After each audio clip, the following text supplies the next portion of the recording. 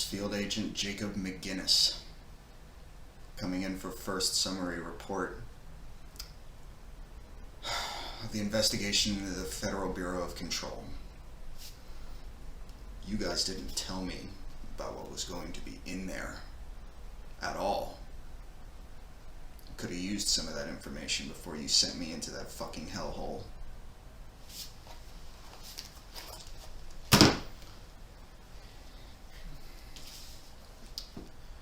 Well, they've got objects of power in there, most definitely.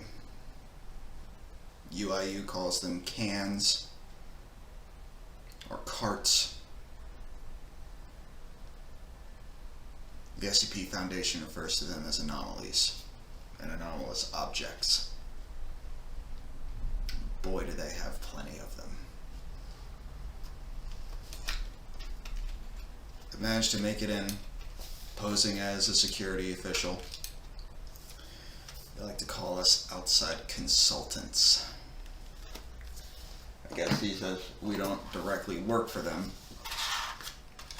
They pay outsiders to come in and do some of their work for them.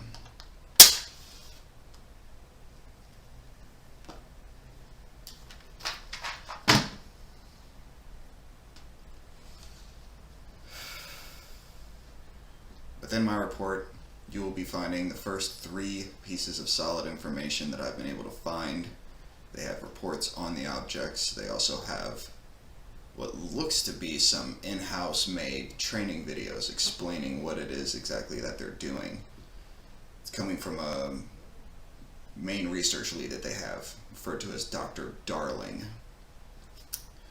His videos will be included with this information drop, along with three or four documents that I've been able to find so far. There'll be more coming on the way, don't you worry, your pretty little heads. Before I show this footage, and before I give my report and summary as what I've been able to find so far,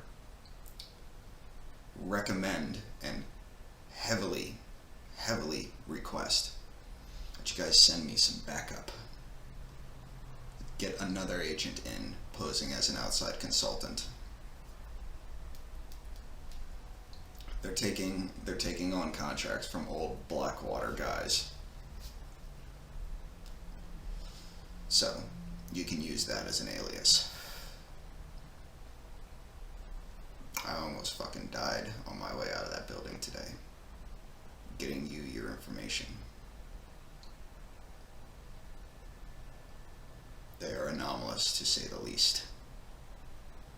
Whatever they have in that place, it is definitely not of this earth.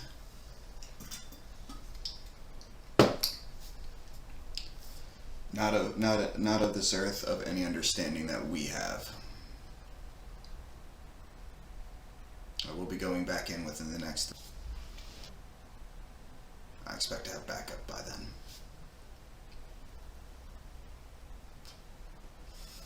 Field Agent McGinnis out. I'll be sending my next report within the next hours. It is currently... Time is currently 3 a.m. August 1st, 2005.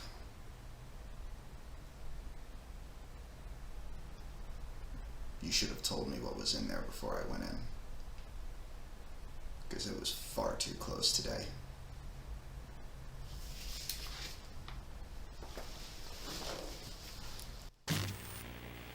Object ID OOP-1-KE. Object name, service weapon. Containment procedure. No unique procedures required. Description / para-utility. The object's form is variable. When bound, the object allows para-utilitarians to... This object must only be bound by individuals seeking the role of...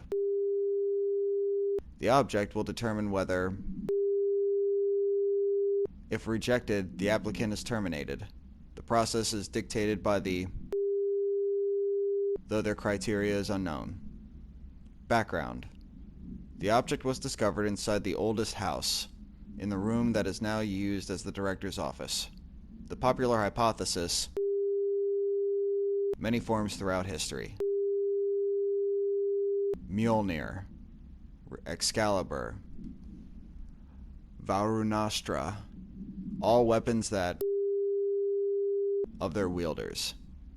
If objects of power are the convergence of forces based on the collective subconscious, then this may be the original manifestation of that event.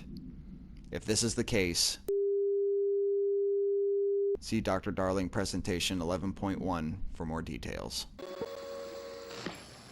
Objects of power can cause or be results of AWE's altered world events, intrusions upon the perceived reality.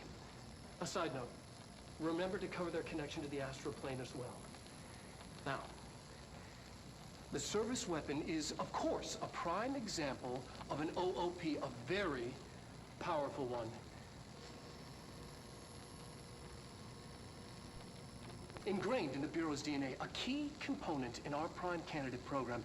Come out of that Russian roulette a winner and you're it. Lose and you're, well, fired. Thank you. I'm Dr. Darling, Head of Research, Federal Bureau of Control.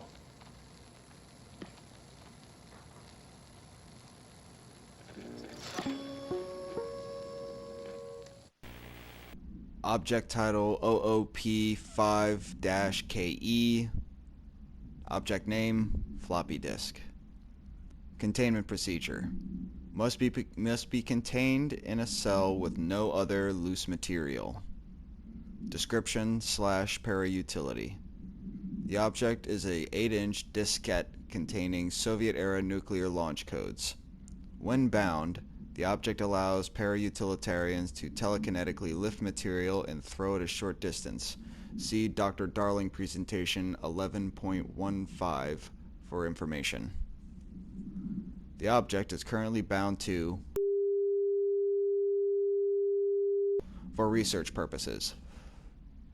Background. Stolen from a Soviet military base located in by agents and with the CIA. The diskette contained launch codes to missiles believed to be reserved for use against. After being returned to America, the diskette began throwing computational hardware at members of the decoding team. An informant in the CIA tipped the Bureau off and it was requisitioned by agents the next day. ID floppy disk OOP-5-KE. Acquisition date March 11th, 1974. Containment location. Just look at it. 8 inches wide and capable of storing a whopping 80 kilobytes. Stolen by our friends at the CIA, the disk held the launch codes to Soviet nukes. This is not the disk, of course, but one exactly like it. A perfect fusion of concepts vibrating in the Cold War era collective unconscious. A receptacle. It is a receptacle for dangerous energies to hone in on. And they did. We don't have the details, but when things started flying around the disk, it was transferred to us. It's an object of power. OOP. Oops. Oh, and it can launch things telekinetically through the air. To date, we've launched maybe 3 dozen pencils. And once, we even launched a cup.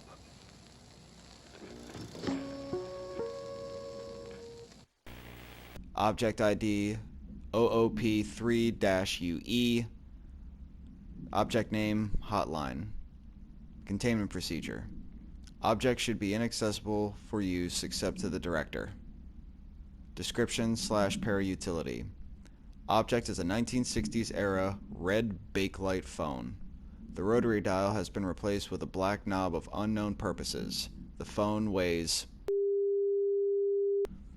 The object allows the director to communicate with the. If used by anyone other than the director, the object will cause lethal. See Dr. Darling Presentation 11.6 for more information. The object is currently bound to Director Trench. Background. The object spontaneously manifested in the director's office, placed on the desk. Director Northmore was the first known Bureau agent to use it. A battery of tests were run on the object, including but its origin remains unknown. ID OOP3-UE, name, hotline. Acquisition date 08-09-1965. Containment location, hotline chamber, executive sector. Ring, ring. It's Dr. Darling calling. In 1978, a comms department intern heard the hotline ring and picked it up, going against every safety protocol in the manual. She never recovered, and the handful of witnesses required extensive memory repression therapy. It is a phone. It's an object of power. It doesn't connect to any typical network. A direct line to the astral plane and the board. And my hypothesis is, under the right conditions, to other planes of existence as well. Our very own Ouija board. Only the director can answer it safely, and what he hears is kept classified.